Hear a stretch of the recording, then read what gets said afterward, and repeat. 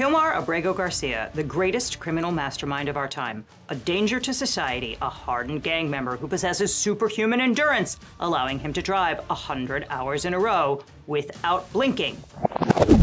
Or maybe he's just a blue-collar guy who was minding his own business, taking care of his family, and paying his taxes until 6 months ago when ICE agents kidnapped him and illegally renditioned him to a Central American torture gulag.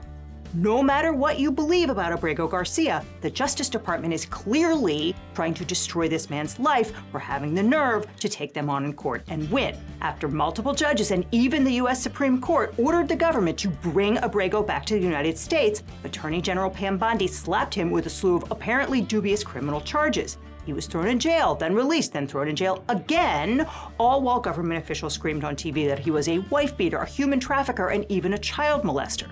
Abrego Garcia's attorneys asked for a fair trial, but now the Trump administration is trying to illegally rendition him yet again to yet another foreign gulag, this time in Uganda. But the courts are not having it, and they just slapped the Trump administration with orders to keep Abrego Garcia within 200 miles of a Maryland courthouse. The judicial and executive branches are now in a game of chicken with Abrego Garcia's life, and the only other thing at stake is the rule of law in America. Kilmar Abrego Garcia was born in El Salvador in 1995. His family owned a successful pupusa business, which was extorted by the notorious Barrio 18 gang. In 2007, the family sent Kilmar's older brother, Cesar, to the United States to keep him safe from the gang, and in 2011, after he too was threatened, the family sent 16-year-old Kilmar to join Cesar in America. Now, the law says that you have to apply for asylum within 1 year of arriving in the United States, but the teenage Abrego Garcia did not do that. Instead, he crossed into the U.S. illegally, and his first documented contact with law enforcement was in 2019 when he was picked up by local cops with a group of day laborers looking for work outside a Home Depot in Hyattsville, Maryland. No charges were filed, but the local cop filled out a report alleging that Abrego was wearing gang clothing, by which he meant a Chicago Bulls hat and a jersey, and a confidential informant said that Abrego was a high-ranking member of MS-13 in the Westerns clique, operating out of New York, a place where Abrego never lived. Now, there are a ton of problems with this report. For one thing, the detective who wrote it was suspended 5 days later for giving information about an ongoing case to a sex worker. He was also on the local state's attorney's do not call list because he was an unreliable witness in court. Nonetheless, this report, which could never stand up as evidence in any courtroom, formed the basis of the government's allegations that Abrego is some kind of high-ranking criminal gang leader. And it was enough to get Abrego held without bond while the immigration court adjudicated his case in 2019. But later that year, an immigration judge heard his case and found that Abrego Garcia presented strong and consistent evidence that he would be tortured and persecuted if sent back to his native El Salvador. Since Abrego missed that 1-year deadline to file an asylum claim, the immigration judge had no choice but to issue an order of deportation. But he withheld removal to El Salvador, making it illegal for the government to send him back there. Abrego was placed on what's known as the non-detained docket, meaning that the government wasn't going to bother trying to deport him as long as he stayed out of trouble and checked in regularly with immigration officials.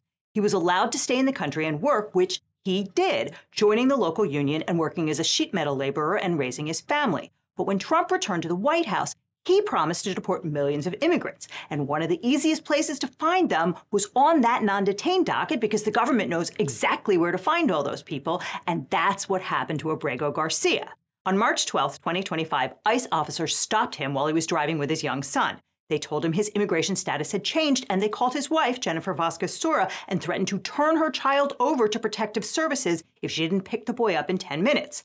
3 days later, Abrego Garcia was on a plane out of Texas headed for El Salvador, the one country on earth where the U.S. government absolutely was not allowed to send him. On March 16th, Salvadoran President Nayib Bukele tweeted out a slickly produced video of the deported men arriving at the Terrorism Confinement Center, aka CCOT.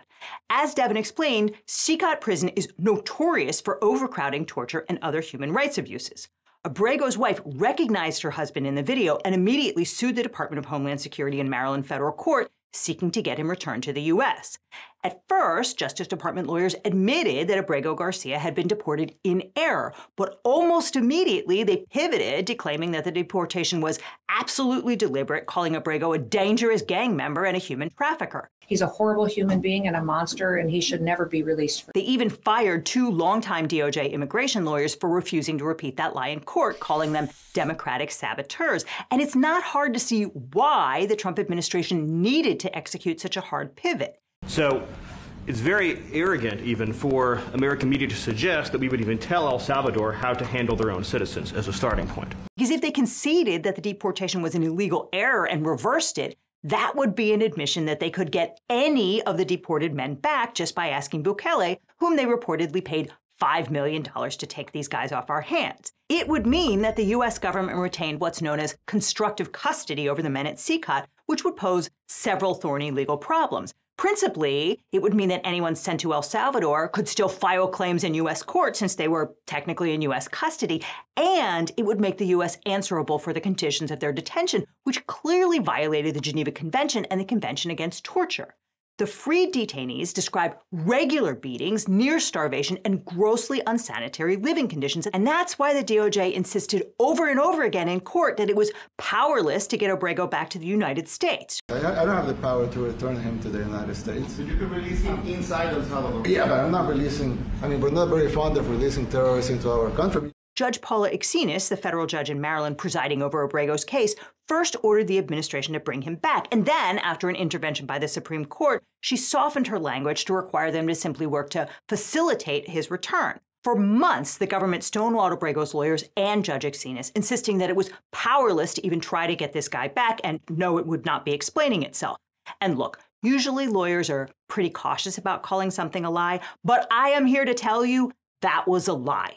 Because on July 18th, 200 Venezuelan nationals who had been deported from the U.S. to CCOT were traded for 10 U.S. nationals held in Venezuelan jails.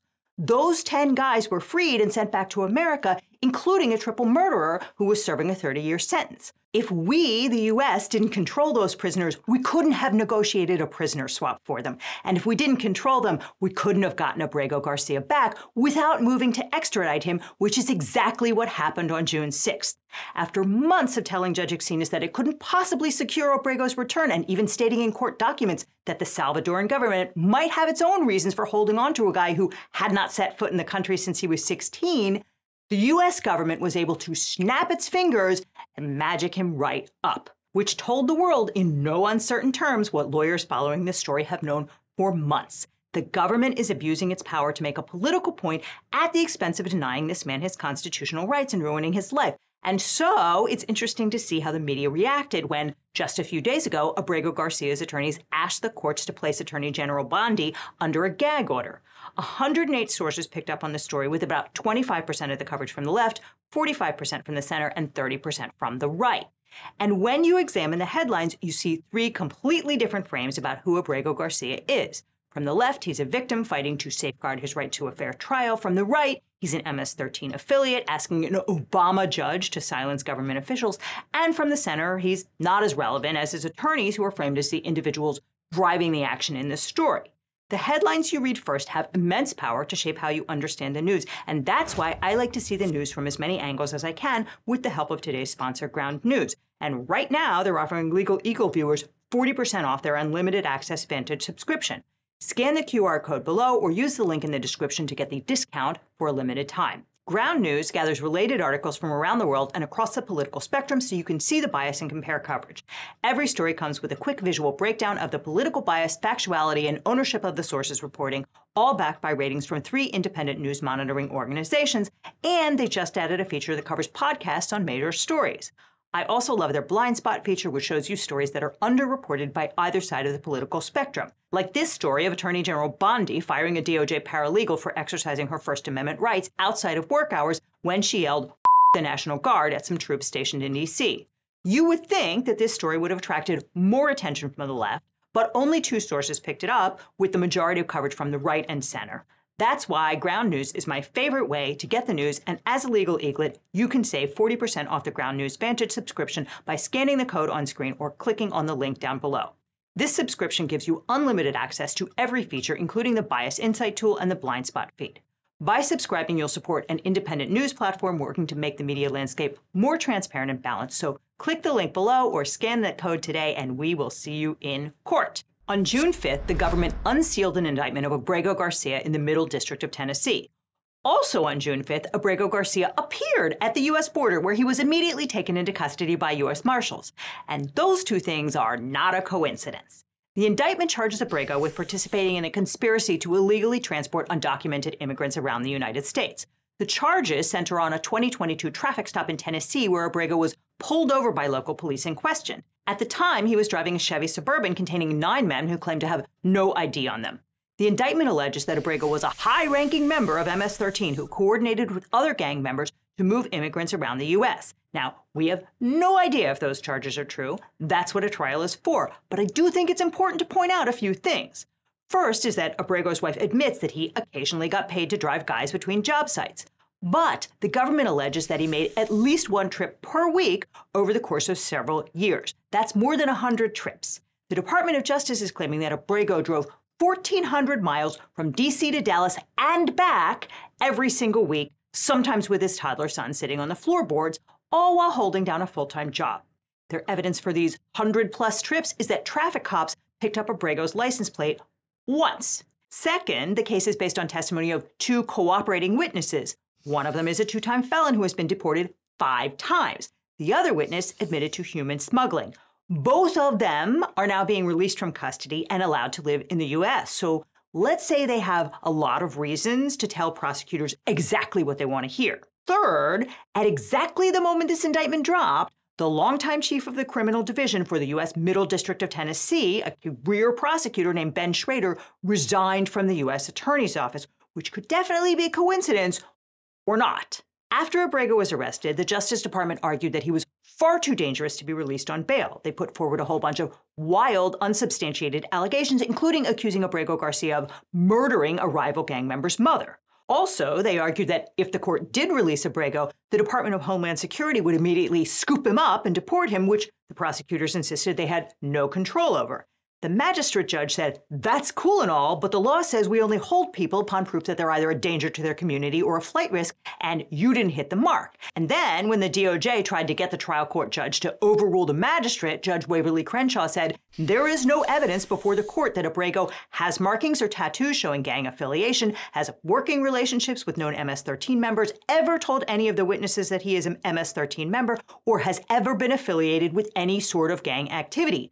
Based on the record before it, for the court to find that Abrego is a member of or in affiliation with MS-13, it would have to make so many inferences from the government's proffered evidence in its favor that such conclusion would border on fanciful, which is probably a pretty good preview of how this case would go down if the government continues to insist that Abrego is some sort of hardened gang member.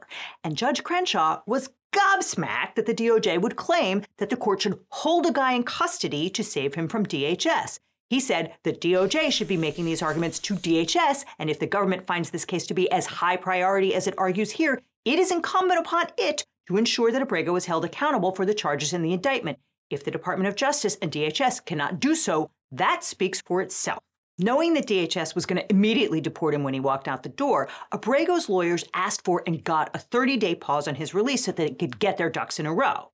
First, they went back to Judge Axinas in Maryland and secured an order requiring Homeland Security to allow Abrego to physically return to Maryland upon his release from jail in Tennessee. That was critical because a habeas corpus petition has to be filed where the prisoner is physically located. And DHS has been arresting detainees all over the northeastern quadrant of the country and immediately moving them to Louisiana or Texas, where courts have been hostile to their habeas claims. It's also very hard for lawyers to see their clients at that detention facility in Jena, Louisiana. And so, on July 23rd, Judge Axinas ordered the government to return Abrego to Maryland and to give him at least 72 hours notice, not including weekends and holidays, before deporting him to a third country. Also during that month, there was a lot of negotiating behind the scenes between Abrego's lawyers and the government.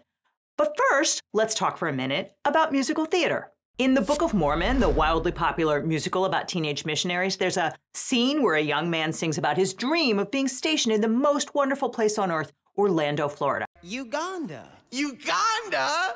Cool! Where is that? Africa! Oh boy! Like Lion King! But after months of praying to Heavenly Father to send him to the land of SeaWorld, Disney, and putt-putt golfing, he finds himself instead packed off to Uganda in the company of the class weirdo. And yes, I am aware that the portrayal of Africans in this musical is deeply problematic. It is, after all, a creation of the South Park guys, Matt Stone and Trey Parker. But for me, at least, it's impossible to read these emails in the Abrego case without hearing the Uganda song in my head. You got in the ass mouth and Here's what happened. On July 21st, DOJ lawyer Robert McGuire, the acting U.S. attorney for the Middle District of Tennessee, emailed Abrego's lawyers and said, "Here in the Middle District, we customarily make a plea agreement offer in a case at the time we provide discovery, and if there is interest in those discussions on your side, please let us know." So Abrego's lawyer said, "Cool, but our guy is only interested in a plea deal that also resolves his outstanding immigration issues by ensuring that upon the completion of his sentence, he is deported to a Spanish-speaking third country in North or Central America, like Mexico, where he can live freely and safely without the specter of refoulement to El Salvador." Refoulement, or chain refoulement, is the process of extraditing a person to a place you can't legally send him by first trafficking him through a third country. It is totally illegal, and when the U.S. government was trying to deport people to South Sudan, the South Sudanese government said it intended to simply take custody of those deportees and send them back to their country of origin. That is chain refoulement, and Abrego's lawyers wanted assurances from the government that Abrego wouldn't be sent to someplace dangerous like South Sudan and then ultimately refooled to El Salvador. To which McGuire said, "We will have to coordinate with the State Department to discuss options on a potential third country removal, particularly one with the kind of assurances Mr. Abrego is seeking. I expect that will take some additional time to work through," which kind of gives a lie to the claim that the DOJ is powerless to stop DHS from doing whatever it wants with Abrego. Anyway, all the parties agreed that Abrego will remain in custody an extra 30 days while they work on this, and then on August 21, the government of Costa Rica offers to accept Abrego as a refugee and let him live there without being refooled to El Salvador. So fine, there's a third country in Central America where he can live safely. Exactly what they all agreed they were working for, except, according to Abrego's lawyers, the government tried to use this offer in an attempt to extort Abrego to plead guilty. The night before he was due to be released from jail, the DOJ told him that they would only send him to Costa Rica if he would agree to immediately plead guilty to both counts of the indictment, and if he didn't immediately take that offer, they'd deport him to Uganda instead. Cue the Book of Mormon music. But Abrego did not take the deal. Instead, his lawyers added it to the list of evidence in their motion to dismiss the charges for selective and vindictive prosecution, which they'd filed a week earlier.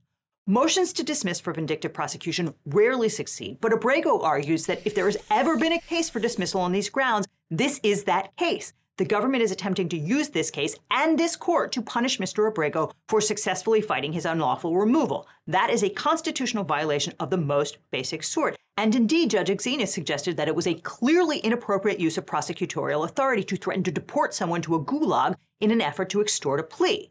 Nevertheless, on Friday afternoon, as Abrego was leaving the jail in Tennessee, Charles Wall, a lawyer for ICE, sent an email to Abrego's counsel demanding that Abrego surrender to ICE at the Baltimore field office on Monday morning. And 1 minute later, Wall sent a second email informing Abrego of ICE's intention to deport him to Uganda. On Monday morning, Abrego held a prayer vigil outside the ICE field office in Baltimore and encouraged his supporters to keep fighting. Y al final se va a hacer justicia, el amor y la familia triunfará.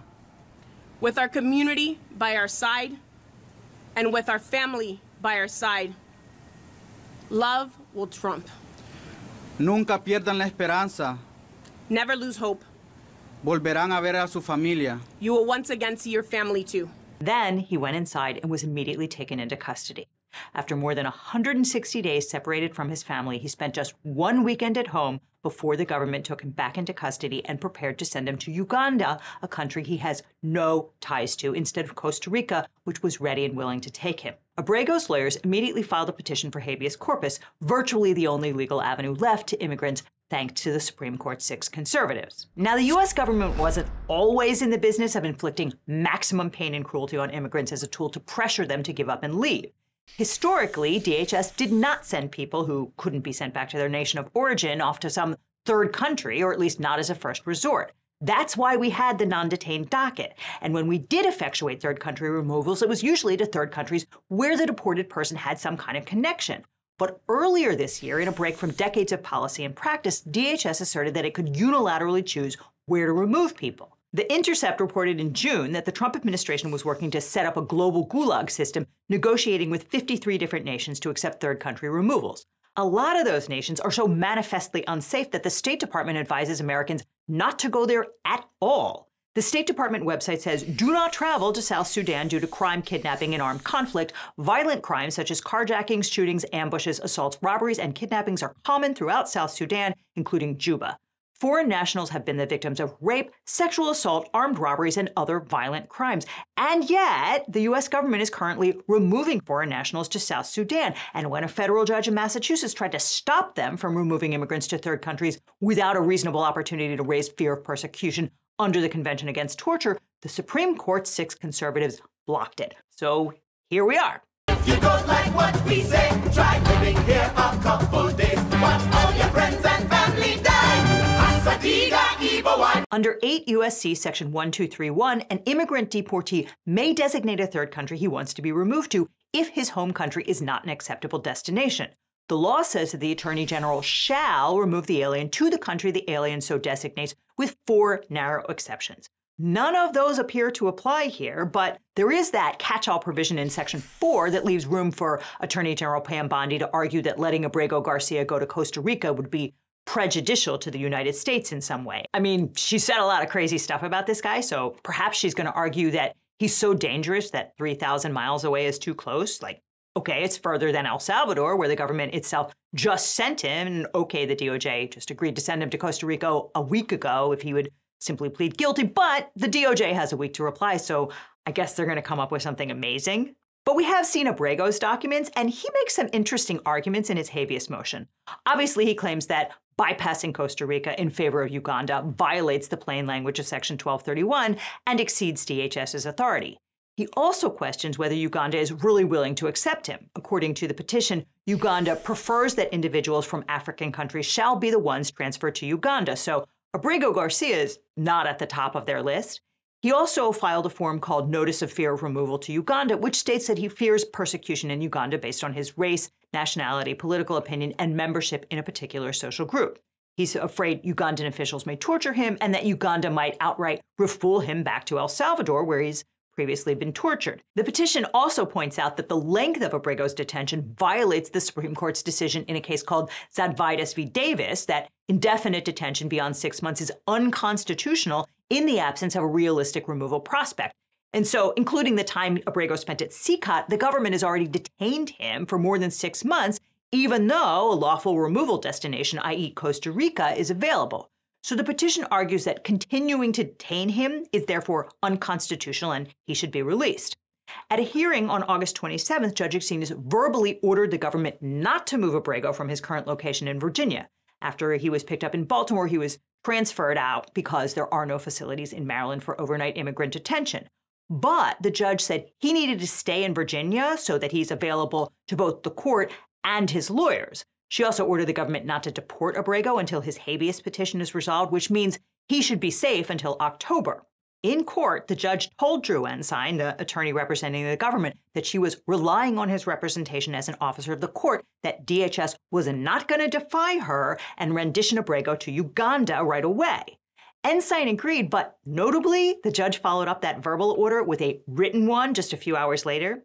Also notably, Drew Ensign was the lawyer who told Judge James Boasberg that no more flights were going to take off for CCOT on March 15th, something he allegedly knew was not true. And when called to task for it, the DOJ argued that the verbal order did not count until it was issued in writing, so make of all of that what you will. Then, on Thursday, August 28th, Abrego's lawyers filed a motion for DOJ and DHS to shut the hell up. I mean, okay, it's technically captioned as a motion and memorandum of law in support of issuance of order requiring Department of Justice and Department of Homeland Security officials to refrain from making prejudicial extrajudicial statements. And that is premised on the right to a fair trial where potential jurors haven't been influenced by horrible stuff the government said about the defendant. And the government has said a lot of horrible stuff about Kilmar Abrego Garcia. Homeland Security Secretary Kristi Noem called him an MS-13 gang member, a human trafficker, serial domestic abuser, and child predator. Later, she went on Fox News to say that he's a terrorist, a wife beater, and someone who has trafficked individuals and even solicited minors for nude pictures and for pornography. White House border czar Tom Homan said that Abrego was a criminal alien, a member of MS-13, a wife beater, a human trafficker, and a bad person who is not going to walk the streets of this nation. Incidentally, the government keeps trying to pretend that human trafficking and human smuggling are the same thing, and they're not. Human trafficking is transporting people against their will, usually for prostitution or slavery. Human smuggling involves illegally transporting willing people across borders. Abrego isn't charged with either one of those things. He's charged with illegally transporting undocumented immigrants. And before you ask, no, he cannot sue the government for defamation. The government enjoys what's called sovereign immunity, and you cannot sue it unless it says you can. And in the case of defamation, it has not. So the only thing Abrego can do is ask the court to tell the government to stop saying things that might poison the jury pool. Stuff like this. He will no longer terrorize our country. He's currently charged with human smuggling, including children. The guy needs to be in prison. He doesn't need to be on the streets. Or this. Kilmar Abrego Garcia is an illegal alien, MS-13 gang member and foreign terrorist who was deported back to his home country. Or any of the hundreds of other prejudicial statements the White House and DHS have put out there accusing Abrego of heinous crimes he hasn't been charged with. Rule 2.01 of the local rules of the Middle District of Tennessee prohibits prosecutors from making extrajudicial, that is, out-of-court statements that the lawyer knows or reasonably should know will be disseminated by public communication and will have a substantial likelihood of materially prejudicing an adjudicative proceeding in the matter, including especially that will interfere with a fair trial.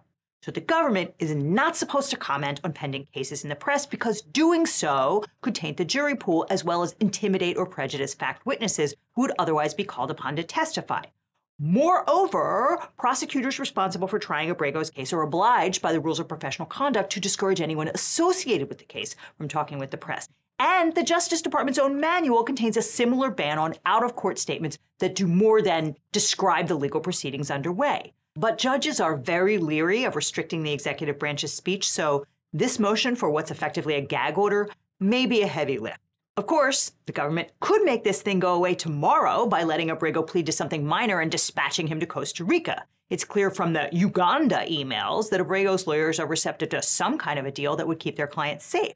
But the government refuses to back down an inch, and so the saga continues. Now, all this highlights why it's so important to get a great lawyer when you're dealing with your own case. Now, after I started this channel, every week I'd get hundreds of comments and emails from viewers who are dealing with legal problems. And they'd ask, can you help me find a lawyer? How do I know if this attorney is any good? And there's a massive gap in our justice system. It's that people don't know how to find the right lawyer for their specific situation.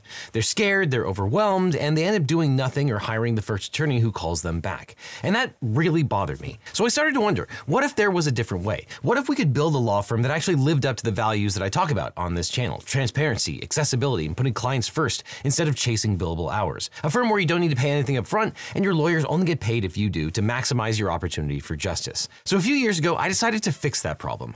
I decided to start my own personal injury law firm. And honestly, it wasn't an easy choice. But I realized I was in this unique position. I had this platform, this community, and the experience. Not to get rich, trust me, there are easier ways to make money than starting a law practice. But we did it because access to justice shouldn't be a luxury. Because finding the right legal representation shouldn't feel like playing Russian roulette with your future. And when you work with my firm, you're not just getting a lawyer. You're getting a team that understands that behind every case is a real person with real stakes. If we can't represent you, or you're in a state where we don't practice, we'll take the time to try to match you with an attorney in my personal network of lawyers. A national network of some of the best lawyers in the country who actually specialize in what you're going through, located right where you are, not just whoever happens to be available. So if you're dealing with a personal injury, a car crash, a data breach, sexual harassment, a social security or workers' comp issue, give us a call at the number on screen or click on the link below. Now, I can't represent everyone that watches this channel. I wish I could, but what I can do is make sure that when you need legal help, you have somewhere to turn to that you can trust. So whether it's me handling your case or the incredible attorneys we partnered with, you'll get the same principles of honesty and education that we bring to every video. And if you're dealing with a legal issue and you're not sure where to start, check out the link in the description. Let's have a conversation about how we can help you find not just a lawyer, but the right lawyer for your situation. Because at the end of the day, that's what this is all about, making sure that when life gets complicated, you don't have to face it alone. Which is why when you need a lawyer, you don't just need a legal team, you need the Eagle team.